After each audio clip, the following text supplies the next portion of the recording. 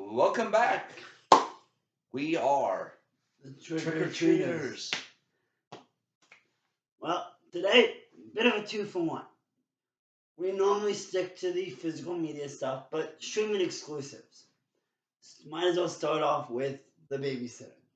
Yes, we watched The Babysitter. What was that? Was that probably last week or so? Like a week or About a so? couple weeks ago, yeah. We watched The Babysitter, and then today we watched The Babysitter Killer Queen. And let's just say that they are incredibly fun. They're enjoyable. You gotta go in to watch them. Do not take them seriously.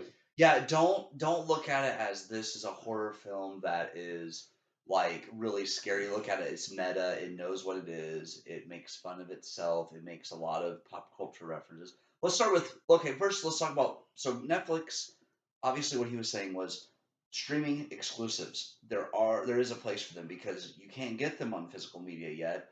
With a few exceptions. With a few exceptions. I know you've got over here, you got Stranger Things and you have Wednesday, season 1. Yes. I also have Stranger Things and Wednesday. Still gotta hunt down Stranger Things season 2 because I want the VHS box. Right, and then I'm hoping that we get a whole box set at the end. But okay, so what we're saying is physical media has its place, and I'm a big believer in it. But also, streaming is good. I sometimes will watch streaming to decide if I actually want to purchase the video physically. If I'm kind of on the fence about it, unless it's Mallrats, then you have a friend that tells you superhero anatomy. Yeah. It's all he had to say, and I picked it up. Yeah. So what we're getting at though is, streaming's okay. We're not anti-streamer. We're this world, I guess, where buy your physical media, support the studios, support the actors and actresses, but then also when it is a streaming exclusive, don't feel bad because you're watching it on streaming. And I mean, probably the case with Wednesday is when they realized the viewership was so high on it, they're like, release it. I saw that the number of views were like 1 million more than Stranger Things season 4. It was close at first, but then I have to ask, how many of those views were you? I've watched the show fully through 3 times, and then I've had other friends who wanted to start it, and we watched like the first half, I want to say. So I would say I've watched it like 3 times, started at 4, probably going to start it again before season 2 comes out. We'll probably do a rewatch right before season 2 comes out. We may try to start watching it together. Yeah, we'll probably review season 1, and when season 2 comes out, we'll probably sit there and actually watch and review it. Okay, so Babysitter, the first one just called The Babysitter, right? So this kid named Cole, he has a babysitter. He's what, 9, 10? No, based on what it says, he was a freshman in high school during that film. So that would put him about 14. Right. Traditionally. Yeah, 14, getting ready to turn 15. Or even 13, depending on when his birthday was. Right. So the start of the film, you have C and V, they call him. So you have Cole. B. Yeah, C and B. Beatrice. So you have those two, and they have this good fun because at the beginning he's getting like bullied, and she shows up and whispers something into the kid's ear. I kind of wish what we know, but I'm sure it's very threatening. And basically, it's just like it starts out just like a normal, hey, I'm being babysitted by someone that I click with, and his parents are going to be gone in a motel, and they leave him with her, and that's how we start the film. And then she is trying to convince this sort of nerdy guy to hang out with her and her friends, kind of there at the beginning, and yeah, they're having fun. They even know there's a movie. I forget the movie. They've watched it so much they're able to like quote it and like basically reenact it. They're having like a watch party in the backyard where they're like, what is it? They project it onto the side of the house, and they know the movie so well that they're able to quote it along with the film itself and act it out to an extent because it is a bit of a martial arts movie that they're watching. And there are movies like that that I can do that with because I've seen them so much because I didn't grow up with cable or any of that. So I just watched what my family had on disc. So that probably started your physical media thing, right? Because your family probably, since you didn't watch cable, you guys probably bought movies. True, and the big start was the 1931 Dracula when I realized these older films were so well done. Yeah, you can't beat some of the old black and white things, and that's where some people I've seen in our group we're in like a Blu-ray group. DVD, Blu-ray, 4K. They say that they don't like 4K on the old stuff because they kind of like having that grainy, like old look to it, and I agree with that. And even me, I'm sort of on the fence about upgrading those to Blu-ray since I already own the DVDs. It's like, do I really want to get the Blu-rays? Yeah, the upscale, but by the way, we kind of jump around a lot, and we understand this. That's part of this whole thing. We're talking about physical media in this. ADOS. If they come out with these, we will buy them on physical media. Oh yeah. He even made a comment: if they came out with the Steelbook, you buy it. Okay, so part one, she has made a deal with the devil. Basically, they play spin the bottle, and she sticks 2 knives, one into each side of this poor random nerd's head, and because she's making out with everybody, and it gets pretty hot. I'll be honest. And then yep. There comes the kill, and then it just says, "What the big letters?" It shows up on the screen. What the? What the F? Yeah. When I saw that the first time, I laughed. I threw back my head laughing. And then the part where they kill the kid, he goes, "There's not much blood coming out here." And then he pulls it out, and it just sprays him in the face. All right, we won't tell you the whole story. Any of our viewers watch old martial arts movies, Shaw Brothers blood, or okay, for those of the new audience, Kill Bill. The massive spray of blood. That is the best way I can describe it. So this whole movie, so he pretends to be asleep. He doesn't take a shot, and basically they go up and take his blood, and he hates needles. But he plays along, but then she stays behind and catches him trying to sneak out, and then these people are trying to kill him. And you have, let me think here for a second. You have 5 people. And when he wakes up, his first question is, why does he have no shirt on? Yep. They're like, really? That's your first question? And the actor that has no shirt on is Robbie Amell. And we'll talk about actors every now and then, of course. Cole, or not Cole, he plays Max. Yeah, Max. But for those of you that are familiar with the Arrowverse, Arrow, Flash, Supergirl, he played Ronnie Raymond, or Firestorm, in the first season of The Flash. He is also the cousin of Stephen Amell, who plays Oliver Queen, or the Green Arrow. Right. And it's weird because we'll go through really quick the characters. So the babysitter is sort of like a nerd, a hot nerd, basically. Because they're coming up with like a dream team. Yeah. At one point, and it's really cool how they do that. You have Sonia, who's like, would you describe her? She's kind of crazy. Sonia is definitely a little nutso. A little nuts, yeah. You have Max, who bullies him, but then tells him, wait, stand up for yourself. Yeah. So a bully comes when they're fighting, and he goes, no, you're not going to let him destroy your turf. And he gives him tips on what to do. Yeah. This guy's trying to kill him, and he's giving him tips to beat up on his bully. It's so funny, because he's his bully, but then he's telling him, don't put up with bullying. And it's just so funny the way he encourages him, but then he's also trying to kill him. And this happens in both films. It's great. So that was really cool. There's just so much fun stuff they do. But anyways, Cole ends up surviving with the help of his neighbor Melanie. He runs to her house. We won't tell you everything that happens, but and there are spoilers, by the way, if you haven't been able to tell by now. He runs over to Melanie's, and they're trying to hide from the babysitter, and it just gets really crazy. He even drives a car through a fucking house. It's just it's a nuts movie, but it's one of those fun. And I told Eddie, because you were like, "Oh, I love this film." I said, "Wait till the sequel." It's even, because by then, him and I were saying, they knew what they were. They even went more over the top and even had more fun with it. They realized it was ridiculous. They weren't doing the serious. They went over the top with Killer Queen. But my question with you is, how in the heck do you find an actor or actress who could come in and make a movie even funnier and darker, and a great actress within horror? Okay. Who do they recruit? For the sequel, and I did not recognize it was her at first until Billy said something. I gotta look at the character head on. Jenna Ortega. Yeah, her eyes were up here, buddy. Shut up. We were both looking down. No. Jenna Ortega comes into A Babysitter Killer Queen, and I want to say this film, this would have been before Wednesday? Yeah, I think shortly before Wednesday. So she has a really cool character, okay? She tells everyone that she's late, that she's pregnant.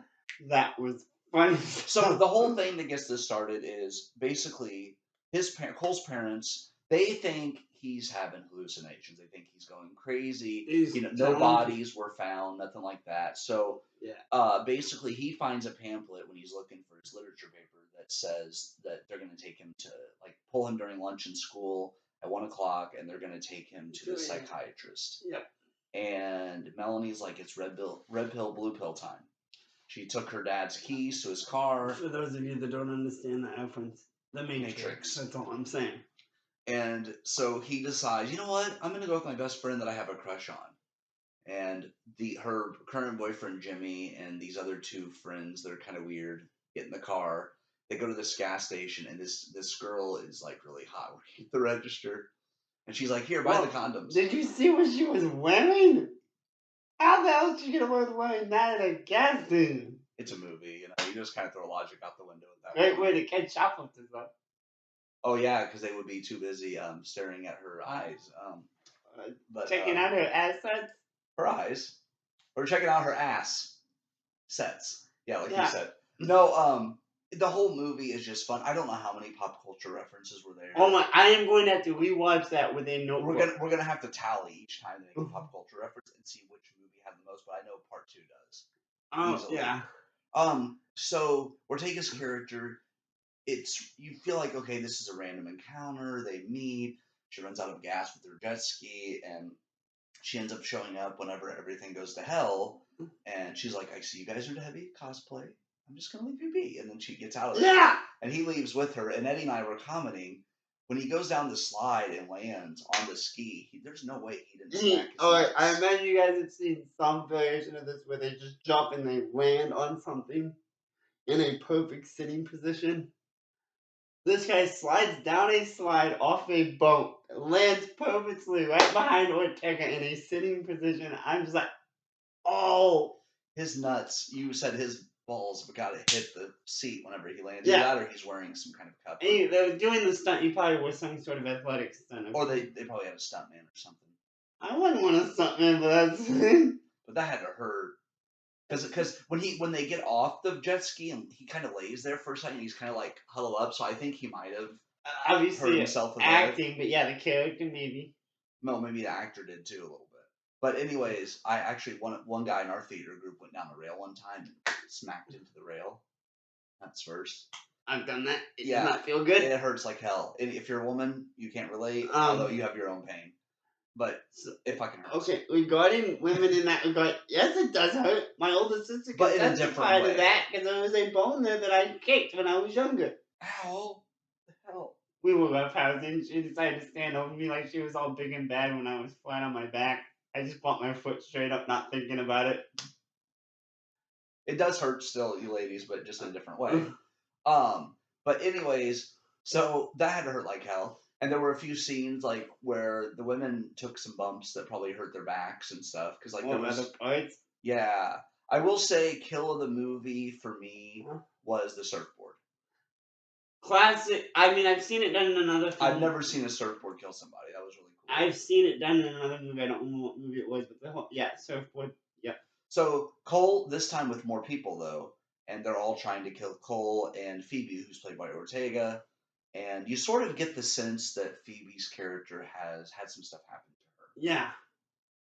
And it kind of gives you little bits and pieces, and then it kind of explains later. But they fight different people, and at one point it would have terrified me with the rattlesnake crawling up the leg. I would have been freaked the hell out. Yeah. Because it went right up his pant leg, and then it shot out, and Phoebe catches it. And then they throw the snake at somebody else. But there's a lot of action. There's a lot of references. I think my favorite part was the Street Fighter thing. Yes, where they did a total fight. Health bars, the whole shebang. It was awesome. So we won't spoil the whole plot on this one like you did the first one as much. Check them out on Netflix. But I will say there's surprisingly more depth to the story than what you expect. Even though there's a lot of silly pop references, pop culture references, there's a lot of story and deeper things for both of them. Yeah, no, it is, and I did find it a little. It was entertaining, but it had a great story. It was designed to be. When looking at it, it was written as just mindless entertainment, but it did have a good story. Right, like there's more there than what you expect from it. It Like wasn't. it isn't just mindless horror. Like he said, there's actually a coherent story you can follow, and throughout the whole both films, you know that Cole goes through like some self growth, and he's like working on his confidence and stuff. And this surviving murderers, I guess, helps that. You know, but it's a fun movie. There are some like sad moments, some happy moments, some downright funny moments. Uh, I really had a good time watching both of these films because I started it one night and they did like the first kill and I thought it was like ew. I'm like okay, I'm not in the mood for this. And I watch another time, but then for some reason I went back to it way later, not even realizing. I guess I realized there was a second one, but I had never seen a trailer for the second one, so I watched the first one and I went into the second one blind and just decided to hit play one night. Because I'd watched the first one, I think it was like a few days later when I was off work. I'm like, I'm just gonna throw on the second one now, and I even had more fun with it. And I didn't even realize that who the cast was in the second one. I just was like, okay. And then I saw her take a show. I'm like, okay, cool. But well, who would you say these movies are for? Like, what would you say? Okay, definitely those of us that enjoy film that can catch those pop references. I mean, some of the pop culture references are obvious. The red pill, blue pill. Some that even it's like, okay, it comes from this movie. But those of us that can catch it and identify those references before if they say what it is from in the film, definitely. Those of us that enjoy a little bit of blood and gore horror, yes. Granted, I grew up on the likes of Freddy, Jason, and Chucky, so this, while being a slasher flick, for lack of a better term, it was a comedy. It wasn't straight horror. Right, there are moments where you're laughing your butt off because you're like, really, they fell for that, or oh my god, I can't believe they came up with that. One of my favorite bits is from the first one, crawl space and firework. Oh my god, yes. Okay, so there's a fireworks scene that let's just say is explosive, but it was so much fun because you do not see it coming. Like when you're watching these films, some of these kills, you know they're gonna die, but you don't know how. So some of these are pretty like traditional. We've seen a lot, but they get really creative with the kills and the blood is obviously way more than you know what I mean. Like they go over the top. I said, Shaw Brothers, Kill Bill type blood spewing out for gallons. That's what I love about them is because they go over the top. They don't take themselves seriously. No, I would say if you're a fan of like fun comedy horror, but you also have to think about it just a little bit, or you have to go to Google and if you like certain references you got, I didn't get that sort of thing, and it's just really fun. But both films are enjoyable. The acting's great, and they react perfectly. Actually, I think the highlight of both films is let's be honest, Bella Thorne. Yeah. Oh, who's gonna want to motorboat these? I only gonna have one boob? That was the first one, and then the bullet ricochets into, and I think it gets into in the same boob. Yeah. But it's just she left out a few choice words that I will not say at the moment because we're on YouTube. Fiddlesticks and fiddle-dee-dee. Yeah. But she lets out some choice words, and she's the sex appeal. Let's just say that, especially at the first one. Yeah. I mean, the main babysitter was pretty cute. Yeah, if you like watching a lot of good-looking people, for the women and the men, there are people to look at in this film. Yes. And there's also just so much comedy and some people cringe when there's a lot of pop culture references. The only time I've actually cringed at pop culture, and this is a show I love, there's a girl in this show that's completely obsessed with films, and she makes so many horror movie references. I think there's at least 5 an episode. You cringe? I'd have fun with that. No, a lot of people cringe. I thought it gets to where it wasn't coming as naturally. It was like kind of like forced. It's force feels forced. So it's not like in the moment there were some. But anyways, there are times where I could see some people might find the pop culture reference a little bit much, but I never did. I found it all funny, and it just added to it's a meta comedy. It's kind of like Scream. Well, it's not like obviously there's nobody masked, so you know who's doing it. But Scream, it kind of has that sort of same feel where it knows what it is. It breaks some tropes. It follows some tropes. it subverts expectations. There's things that happen that you don't see coming, and there are things that you see coming that happened. And overall, they're just very good films. They did tease watch after credits, by the way, on both, because there's like in the first one there's a very quick like thing that happens, and in the second one blink and you'll miss it. There's something. They could do another one. We reviewed these though, and I know at some point we will be reviewing. They have announced another Fear Street film called Prom Queen. It's off a book. I don't have that one, but they're doing another Fear Street for Netflix. Just one though this time, not another trilogy, which I wish they would. But they're doing one more. So him and I. But yeah, guys, we will be reviewing plenty more stuff. We've only scratched the surface, and with our schedules, we sometimes we just watch films to watch them. We don't always review everything we watch, but we try to review things when we feel like we either have something to teach you, something to share, or we found something really good that we think should be watched.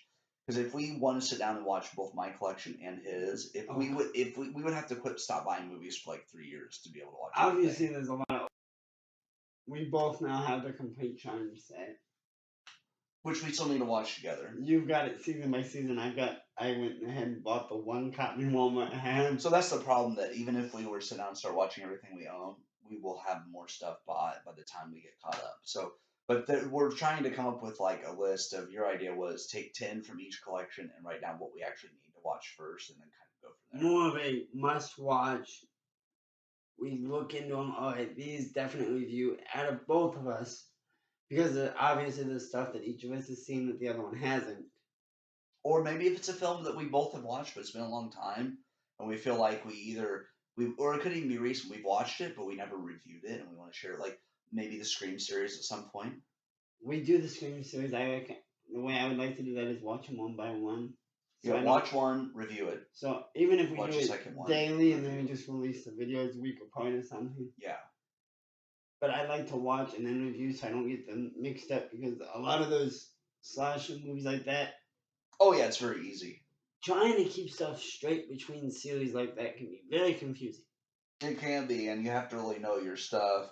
And I'm not at the point where I'm taking notes during films. I know some people do that, but to me, it takes away from enjoying the movie if you're like sitting there every minute. Mine's on mental notes.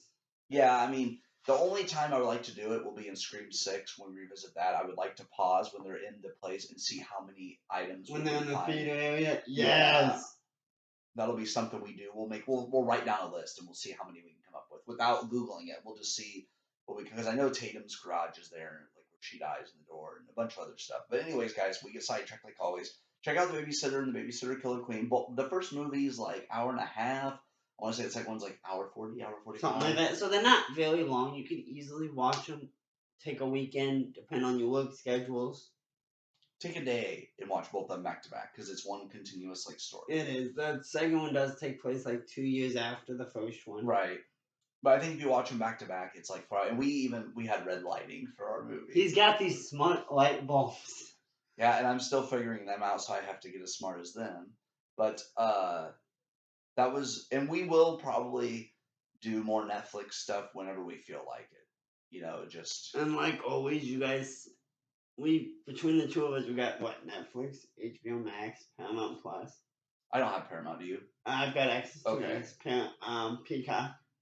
Yeah, Peacock I have. So we've got access to streaming services. So if there's something that you guys have found on streaming that you really enjoy, comment. One of us will see the comment and maybe we'll review it. If we have it, if it's a physical movie and we have it, we'll watch it. I can't promise we'll buy like a blind buy, but if it's like on streaming, like you said, and we have one of those apps, we'll watch it. Pro tip, by the way, guys, or tip for you guys, Lisa Frankenstein is on Peacock right now for streaming, and tomorrow, so Tuesday, it actually comes out on DVD, Blu-ray, 4K. There's not going to be a steelbook as far as I know, but there is going to be DVD, Blu-ray, and 4K. I recommend picking up the Blu-ray at least if you can. You don't always have to do 4K. We watched Beetlejuice in 4K, but Blu-ray is just as it's still good picture quality. More special features like we talked about before. The sound on Beetlejuice bounces back and forth. I will say that one. Yeah, when they remastered it, well, I think the film is just, it goes quiet, then it goes like, because we turned it up, turned it down, turned it up, turned it down. With this, we didn't have to do that at all. No. I turned it down a couple of moments where it got loud. Maybe that's because it was designed for streaming, so it realized you only had the TV set up. Maybe we can look at the audio settings for Beetlejuice. Yeah, we turn. I know sometimes, especially I know Netflix does this occasionally. Is if it thinks you're running a 5.1 system, which is 5 speakers, 2 in front, 3 in the back. Oh, okay. Sometimes the background music in that will be louder and you can barely hear the speech if you're running off of just 2 speakers. That makes more sense. My problems was it's kind of like in Harry Potter. It'll go from quiet to loud to quiet to loud because they'll be talking, there'll be no action. All of a sudden, boom, shit's hitting the fan. Did you put your name in the goblet of fire? Said Dumbledore calmly.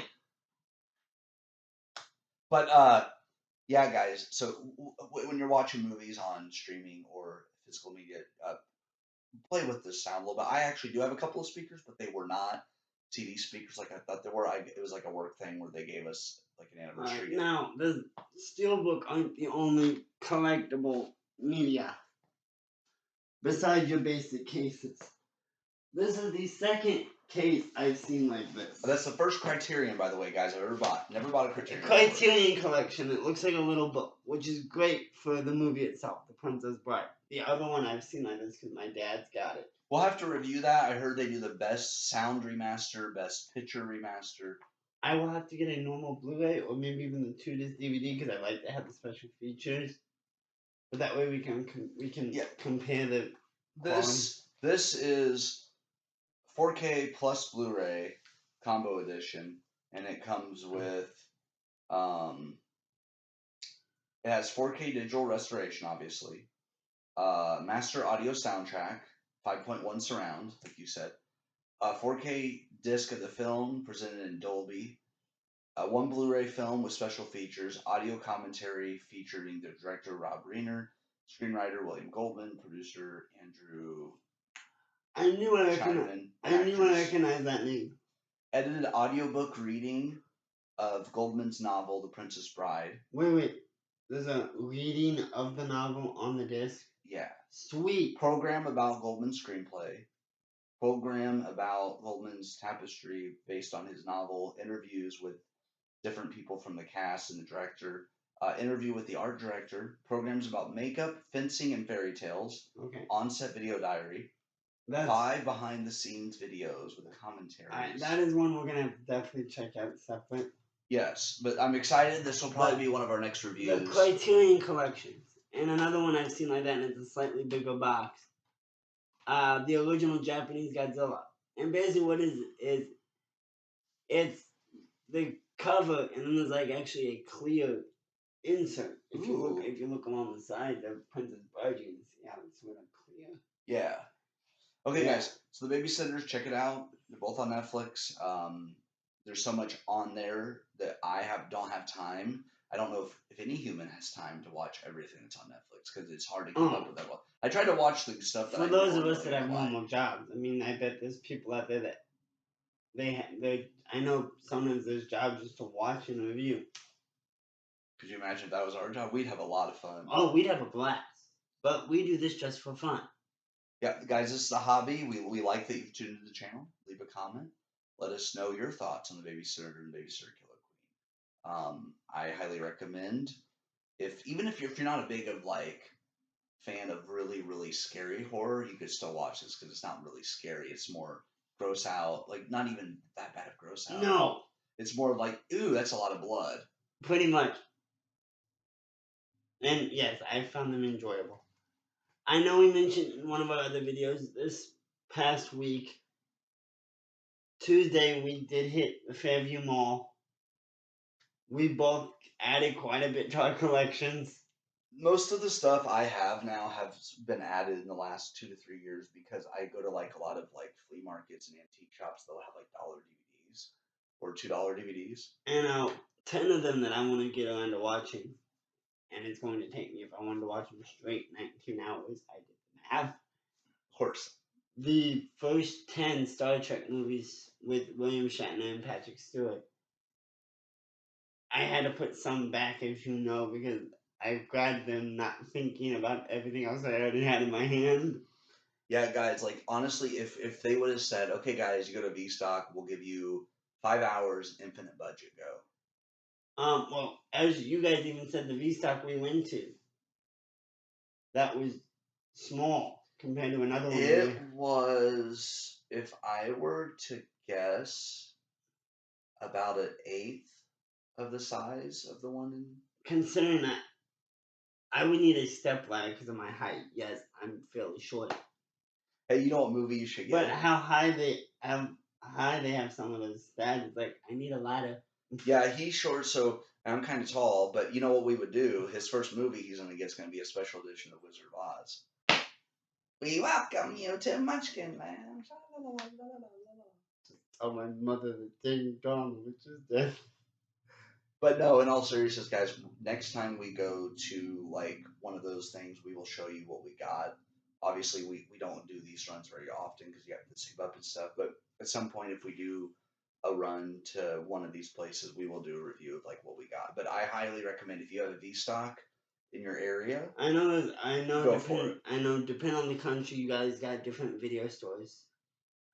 Ones that pop up quite a bit. I think I think it may be up in Canada. What is it?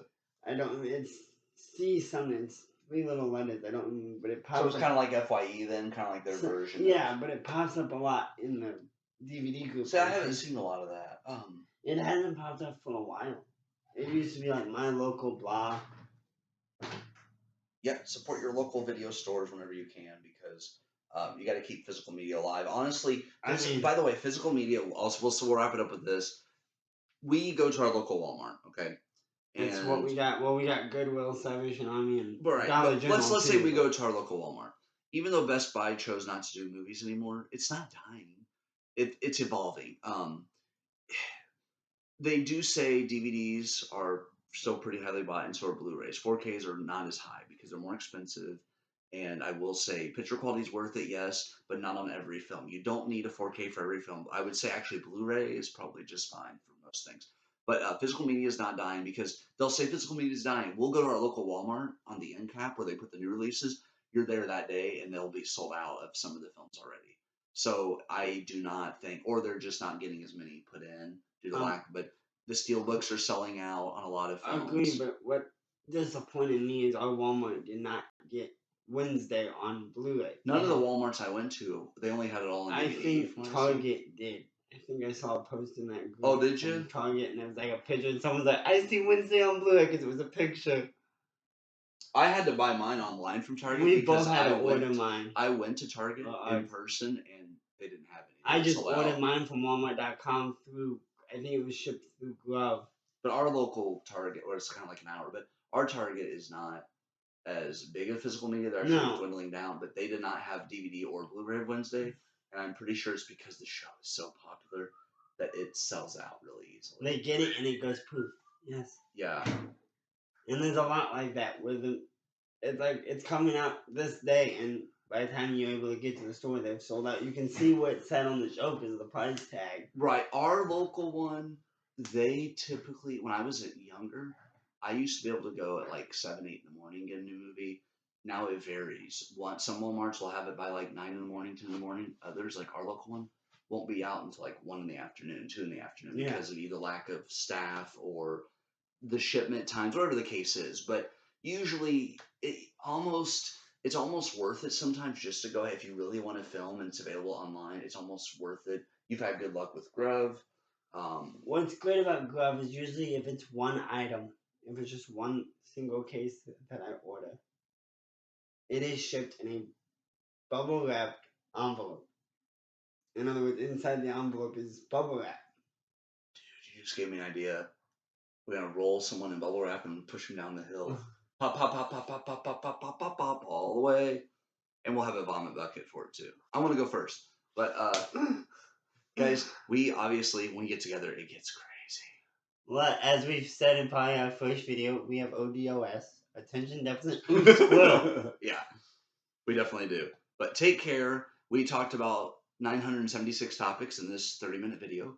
And next time we will go for 1,355. But if we have caffeine, it might even be more. I think we need caffeine. I don't know. I don't have caffeine today. Have you had caffeine today? Oh, Lord. I still got to drive you. Okay. Well, guys, thanks for tuning in. We'll see you. Like you said, leave a comment. Let us know. Well, actually, real quick here. Let us know what some of your favorite Netflix films are. We'd like to hear that. And not just Netflix. Hulu's had some good ones to play. And some shows. Just let us know what some of your favorite streaming movies or shows are, because obviously Wednesday and Stranger Things are my top 2 shows. Mm-hmm. It's hard to tell that I like Wednesday, but just like Jenna Ortega. But a little bit. But yeah. Olivia Rodrigo. Yeah, she's my favorite singer, easily. But yeah, so let us know what your favorite shows and movies are on streaming, because we'd like to hear. Streaming does have a place in the world, because sometimes you're like, you know what, I have too many movies to watch. I don't want to watch another physical movie. I want to stream something so then I don't add to my stack. So sometimes it is nice to just watch streaming, or if you're on the go. All right, we've rambled too long. Any final closing thoughts? No, we've pretty much covered it all.